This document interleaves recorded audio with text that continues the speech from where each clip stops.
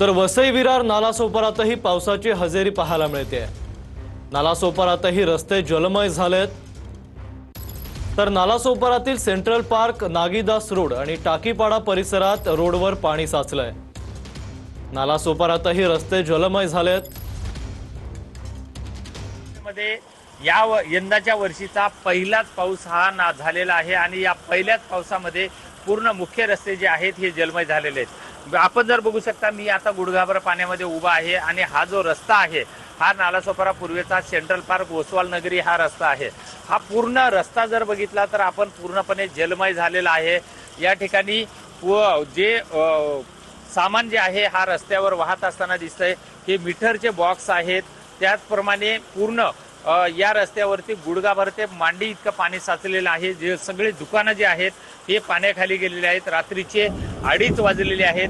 कामावरून येणारे जे नागरिक आहेत हे याच पाण्यामधून मार्ग काढत रात्रीच्या वेळेमध्ये घरी जात असताना आपल्याला पाहायला मिळत आहेत। एकंदरीत जर परिस्थिती बघितली तर नालासोपारा पूर्वेचा हा जो परिसर आहे हा पूर्णपणे पाण्याखाली गेलेला आहे।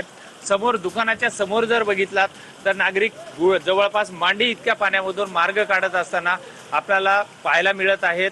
आणि ही परिस्थिती नालासोपारा पूर्व सेंट्रल पार्क ओसवाल नगरी परिसराची आहे। त्याचप्रमाणे विरारचा विवाह कॉलेज असेल, वसईचा जो वसंत नगरी असेल, त्याचप्रमाणे समतानगर असेल, हे जो परिसर आहे हा पूर्णपणे पाण्याखाली गेलेला आहे। नाल्यातला कचरा जो आहे हा पूर्णपणे या ठिकाणी रस्त्यावर कुठेतरी वाहताना आपल्याला दिसून येत आहे।